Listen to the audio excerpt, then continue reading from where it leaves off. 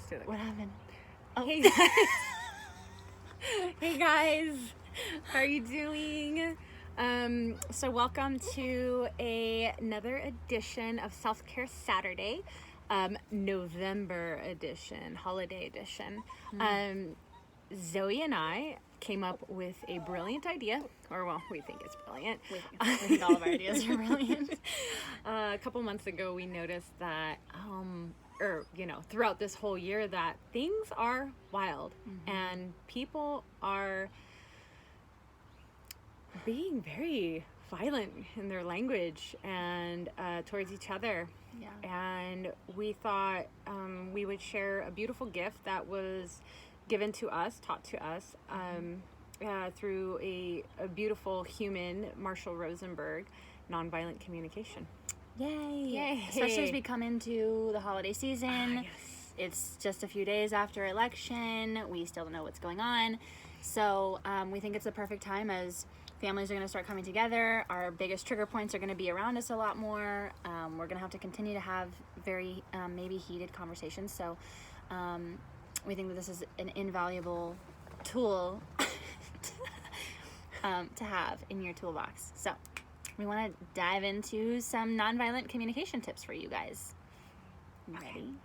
All right. So the first thing that we want to mention is what is nonviolent communication, and we'll refer to this as NVC. So right off of the website, the CNVC website, they say that nonviolent communication is based on the principles of nonviolence, the natural state of compassion when no violence is present in the heart. NVC begins by assuming that we are all compassionate by nature, and that violent strategies, whether verbal or physical, are learned behaviors taught and supported by the prevailing culture.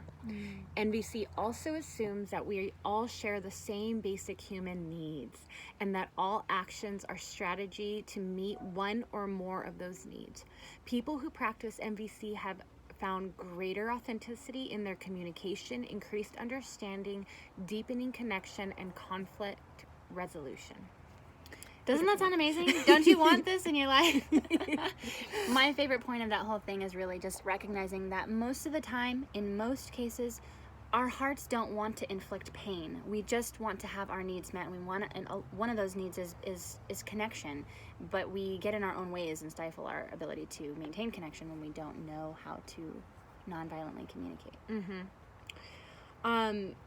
So before I get started, whenever I'm practicing nonviolent communication, and let me tell you, I wish I used this stuff as often as I come into conflict, but when I remember, the outcome is so much better. Like, honestly, it has changed my life. But the first and foremost, when I practice nonviolent communication, I move into the space of my heart, right? So I really drop down and I move from the chitta, the heart mind. And instead of just thinking from like my goggles of the mind, right? The hardened, critical thinking area, I drop my mind to my heart, and I'm able to be more in tune with what's going on with my own body and even the other people.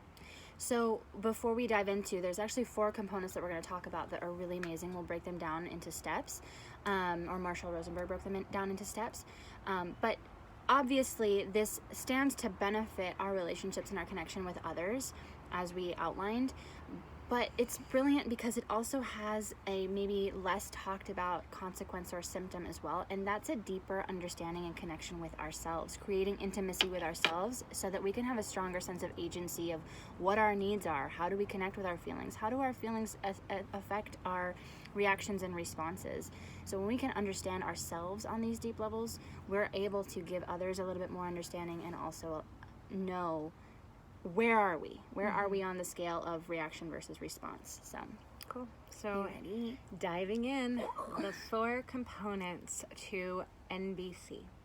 So the first one is observations. This is observe without judgment. One of the harder ones to do. Right? So remember that every time you judge somebody, that's you're mean, they're a jerk, they're manipulative. Anything that you do that is judgmental is considered violence, is considered violent against the other person, because you're telling another person, or you're thinking that you know their character and their being, and right. that We're is assuming where somebody may be coming from. One of the examples that Adrienne came up with, which I thought was brilliant and a completely relatable one, is when somebody doesn't respond to our texts fast enough. This is an easy one to consider, because oftentimes we may find ourselves feeling hurt, like they don't want to talk to us. We may go into those spaces where we think that they are dead because something terrible must have happened to them if they're not responding immediately. And these are the kinds of things that we're talking about, making assumptions and assuming where someone may be at when we really don't have a clue. In this case, observation looks like stating the facts. I texted them 45 minutes ago. They haven't responded yet. Yeah. That's it. That's the observation that we want to make there. So simple. Not being like, I responded 45 minutes ago and they're so inconsiderate, a judgment, that they haven't gotten back to me. They don't think my time is valuable. Judgment, right? Okay. Yeah. So, simple, hard facts. Okay. Number 2 are going to be our feelings, right? Your own feelings. Yours, not theirs. The worst is when somebody else tells you what you're feeling, what your inner state is, right? I don't like that. Do you like that? I fucking hate that. It is the worst. So, notice your feelings without making it about the other person too. Not, they made me feel this way. You make me feel. You made me feel this. They make me feel invalidated. They make me, I'm sure people don't really talk that way generally, I don't think, but they made me feel like they don't care about me. Like you don't want to project You're making me angry. Yeah, these are languages that we use all the time. Well, you did this and that made me act this way. Right. What we want to differentiate here is the difference between the cause and the stimulus. Boom. So things can stimulate a response in us. They cannot necessarily be the cause of our response. Right. Our response is our own. So taking responsibility for that. Something can stimulate and trigger you, which is, it happens. But what we do with that is up to us. It's our decision to make. Perfect. So, an example, let's just keep on this text message playing here. So, the person you were talking to hasn't responded to your text message, and you want to say, that makes me angry. You can even feel it in your body. Where does it hurt, right? Where does it feel? Where do you feel that in your body? You can go like, okay, surface, I'm angry. That pisses me off. That makes me feel embarrassed, or, I feel embarrassed. Right. I feel angry. Exactly. A lot of times, and Adrienne and I were kind of talking about this prior to making this video, is realizing that what we are able to identify quickly is sometimes not the root. And so it's helpful to ask questions like, okay, I feel angry. What is eliciting the anger? Why am I angry? And oftentimes it's underneath that we realize I'm hurt. Yeah. That actually really hurt me.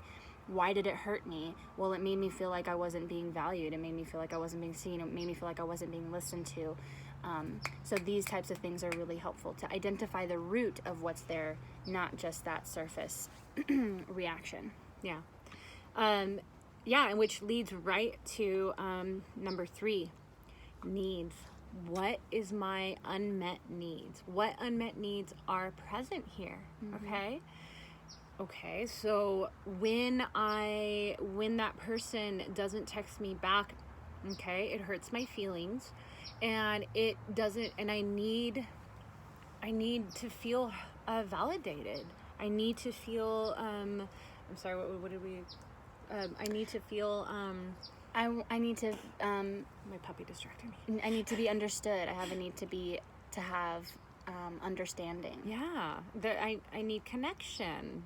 I need that kind of validation, and that's okay to feel that. It's super vulnerable to say, I need to feel validation. I need to have connection. This is not a bad thing. Why do we think in our in our society that it's so bad to be vulnerable. So you have to understand that even if your ego's like, ew, I don't like that. You I don't need you. You don't feel that way. They don't need to know that. Well, you can. You don't have to tell them. Maybe. We'll see. But just find your unmet need, right? I need to be appreciated when I cook my significant other dinner every night, you know, like that kind of thing. I need to feel like I'm being heard when I'm, you know, working with somebody and they don't respond to me. Right. Oftentimes our feelings, when we establish what we feel, it points a direct arrow towards what our needs are. So it's a really nice pathway that we can go down. And this gets deep too. And what I love about looking at the needs is it really teaches me a lot about me and my inner working, and to be accepting and loving and work with that too. Yeah. So that goes deeper. There's one more thing that we both forgot to mention, actually, and this is that because there's only one more step that we want to talk about. The first 3 steps that we've been talking about so far, all are happening in ourselves. They are internal inquiries, they're internal curiosities about what we are experiencing. It's only the last step that is an external step. So this really invites a pause to be able to understand ourselves first before we make what is known as the 4th step, a request. And so this is the external step where we finally take what we have kind of dug up from inside of ourselves and present it to whoever else we're interacting with. Okay, so number 4, request. What would your request be? All right, so let's take this silly text message thing further. And you can, at this point, you know, I get to a point when I'm texting somebody and we're not communicating well, is I will pick up the phone and I'll call them. But let's say you just can't do that right now. They don't always answer, but you call them. She's talking about me. So you call, you can text your person and you can make a request. You can say like, please, would you consider, you can say, because they're not at any obligation to answer you, or, you know, this is healthy relating if they, you know, whatever, but this is healthy relating. They're not obligated to do anything that you request, but the request can be, would you please consider texting me back in a reasonable amount of time when we're addressing things like this? And you can go further and say, when you don't, it brings up these feelings of invalidation for me. You know, like it doesn't matter to you. Like it doesn't matter, right? No, you don't have to say that because that's a judgment, right? It's not, because you're saying like, I'm seeing this, I'm telling myself a story, okay? Yeah. So just There's make sure, yeah, you can word that. You can say like, I'm telling myself a story that you don't validate my time, or you don't validate my thoughts, or my. And that's probably not true, but that's what it inflicts. So that's what it incites in me. So just being really careful with wording that you're not, again, turning around the judgment of others, because then you can just turn it off, right? And we'll get into that next week. Next week will be a little bit shorter of a video, but those are the 4 components. So just to go over again. Make an observation, notice your feelings, notice your needs, your unmet needs, and make a request.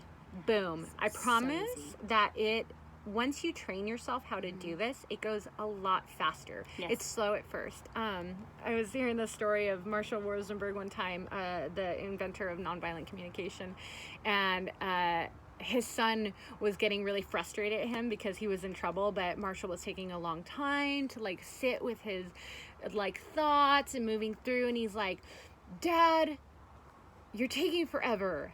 Come on, get to it. And he's like, well, son, if you want me to respond now, what's going to happen is I'm going to say, get your ass upstairs and you're grounded for 3 months. And he's like, it's okay, Dad, take your time. So it's something, I'm paraphrasing, but something like that. But just make sure you're, you know, like play with that this season. And we're going to have 3 more weeks of theirs because there's actually quite a few components to NVC and tools to help you.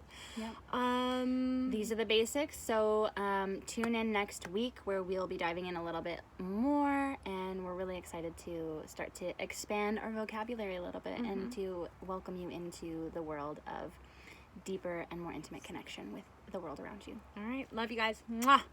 Bye.